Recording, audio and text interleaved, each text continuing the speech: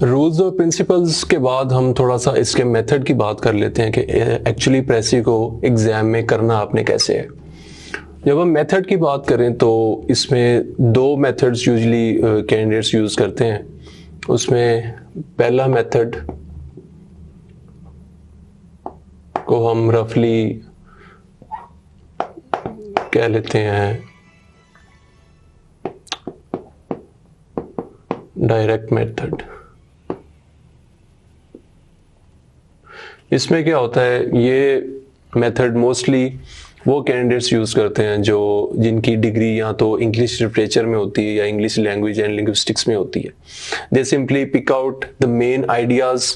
वो उनको पहले ही अपने माइंड में ही सारा जो है वो रफ वर्क कर लेते हैं, अपने माइंड में उन आइडियाज़ को अंडरलाइन कर लेते हैं। तो ऐसे students they are already well versed in doing precis, क्योंकि उनके सारी जो डिग्री है वो प्रेसी करने में गुजरती है, तो वो उनकी स्किल जो है इसमें बहुत ज़्यादा पॉलिश हो जाती है। What this candidates do is that they simply underline the main ideas in the passage, और इनको अपने माइंड में ही वो सारा रफ वर्क और अपने ओन वर्ड्स में वो कन्वर्ट कर लेते हैं। After that, they simply write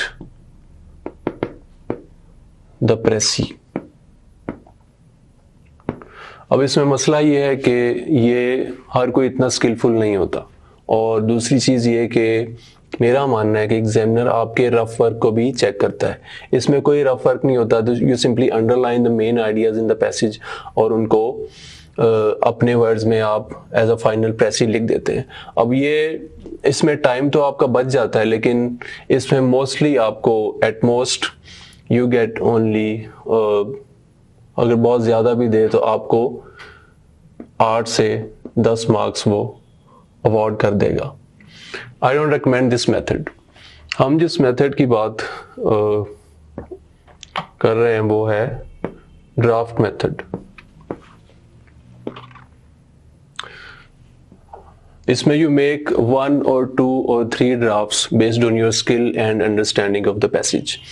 अब इसमें आपने करना क्या है, you start with picking out the main ideas,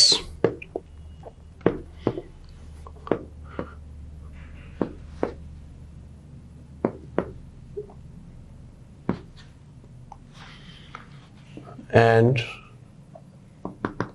write in your own words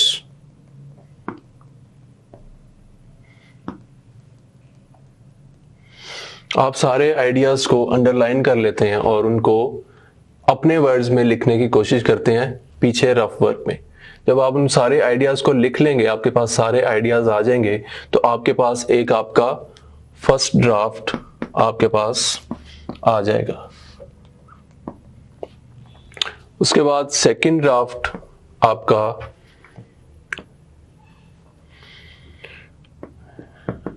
in your own words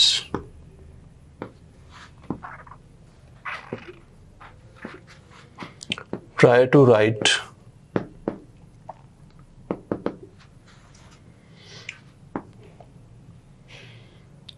a final draft। अब इसके बाद आपने सेकंड ड्राफ्ट जब बनाना है तो आपने ओरिजिनल पैसेज को रेफर नहीं करना। आपने सिंपली जो आपका फर्स्ट ड्राफ्ट है जिसमें आपने मेन आइडियाज़ को पिक आउट किया और अपने वर्ड्स में पॉइंट्स की शक्ल में लिखना सारों को लिखा है, आप उसकी तरफ रेफर करेंगे। आप उसमें से सारी जो एक्स्ट्रा डिटेल्स हैं, कोई रेपिटिशन है, कोई एग्जाम्पल है या कोई ऐसी ईडियम्स या फ्रेजल वर्ब्स हैं, उनको ओमिट कर देना, उनको आपने नहीं लिखना। और अपना सेकंड ड्राफ्ट जो है आपने ऐसे ही लिखना है जैसे कि आप अपना फाइनल ड्राफ्ट लिख रहे हैं। उसके बाद आपका जो थर्ड ड्राफ्ट है that will be your final draft, that is your precis. तो आप इसमें based on your skill and your technique, your mastery over technique and your understanding, आप इसमें एक और मज़ीद थर्ड ड्राफ्ट भी बना सकते हैं बिफोर द फाइनल ड्राफ्ट, ताकि आपको कोई इसमें गलती ना रहे, कोई इसमें ग्रामेटिकल या कोई आइडिया ओमिट ना हो जाए, आपकी तरफ से कुछ रह ना जाए उसमें से। तो मैं यूजुअली मैंने अपने एग्जाम में 2 ड्राफ्ट पहले लिखे थे, रफ ड्राफ्ट्स, उसके बाद में थर्ड ड्राफ्ट जो मैंने लिखा था वो मेरा फाइनल प्रेसी थी। तो इस तरह से आपको कोई इसमें से सारा जो मिस्टेक का जो चांस है वो एलिमिनेट हो जाता है।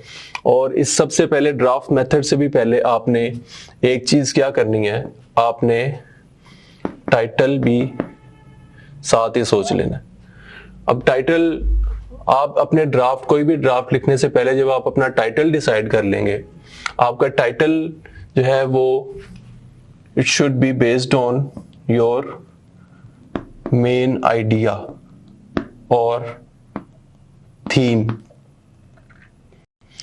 कि वो पैसेज है किस बारे में।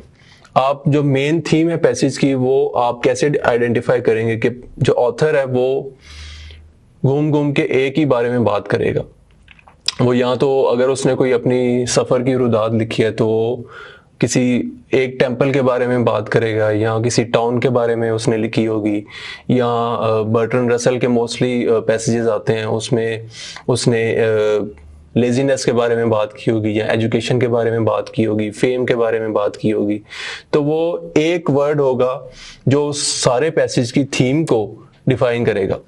तो वो थीम आपने, जब आप पहली रीडिंग कर लेंगे एक पैसेज की, तो वो थीम आपने आइडेंटिफाई कर लेनी है, क्योंकि वो सारे जो सेंटेंस होगी उसकी, उस राइटर की सारी बातें होंगी वो इस थीम को सपोर्ट कर रही होंगी। तो जब आप वो थीम निकाल लेंगे तो उधर से ही आपका टाइटल भी बन जाएगा। जब आप प्रेसी को रफ वर्क ये सारा ड्राफ्ट मेथड फॉलो करने से पहले जब आप टाइटल लिख लेंगे, तो उससे ये होगा कि आपके माइंड में एक वर्ड आ जाएगा, एक या 2 वर्ड्स जो भी आपने टाइटल बनाया वो आपके माइंड में रहेगा। और वो जब उसको माइंड में आप रखेंगे तो फिर आप सर्टेनली पैसेज में से वही आइडियाज निकालेंगे जो कि डायरेक्टली उस टाइटल के साथ कॉरस्पॉन्ड करते हैं। They must be directly linked to your title. इससे होगा कि आप डाइग्रेस नहीं करेंगे, आप इधर उधर के आइडियाज अपने ड्राफ्ट में नहीं डालेंगे टू बिगिन विद। तो इस तरह से आपका ये सारा ड्राफ्ट मेथड जो है वो कंप्लीट हो जाता है। जब आपने अपना फाइनल ड्राफ्ट लिख लेना है तो आपने 2-3 चीज़ें इंश्योर करनी है। पहली ये कि is it following all the rules, जिसकी हमने बात की अभी 5-6 रूल्स थे, क्या आपका जो फाइनल ड्राफ्ट है वो रूल्स फॉलो कर रहा है या नहीं, उसमें क्लैरिटी सबसे इंपॉर्टेंट है। दूसरी चीज री राइटिंग द मेन आइडियाज। ये 2 चीजें आपने, इन 2 चीजों की बेस पे इस अपने फाइनल ड्राफ्ट को आपने जज करना है। दूसरी चीज जो आपने करनी है वो है काउंट द वर्ड्स। अगर आपके वर्ड्स बहुत ज़्यादा 1/3 से ऊपर जा रहे हैं, 5 या 10 लफ्ज़ों की तो खैर है, लेकिन अगर बहुत ज़्यादा ऊपर जा रहे हैं तो आपको एक और ड्राफ्ट बनाना पड़ेगा, क्योंकि वर्ड्स, आई बिलीव कि एग्जामिनर इसके वर्ड्स चेक करता है और इसकी जो चेकिंग है प्रेसी की वो बहुत कैलकुलेटेड वे में होती है। उसमें आपके वर्ड्स भी चेक करता है, आपका सेंटेंस स्ट्रक्चर भी चेक करेगा, आपका ग्रामर भी चेक करेगा, आपकी जो राइटिंग स्किल है, आपकी जो कंजंक्शंस आपने यूज़ की हैं डिफरेंट सेंटेंसेस को आपस में जोड़ने के लिए, वो भी चेक करेगा। गोया कि आपकी जो प्रेसी है वो आपकी कॉम्प्रिहेंशन की, आपकी रीडिंग की और आपकी राइटिंग दोनों का एक बहुत सख्त जो है ना आपका टेस्ट है। तो आपने जो वर्ड काउंट करके वो आपने एंड पे लिख देने हैं।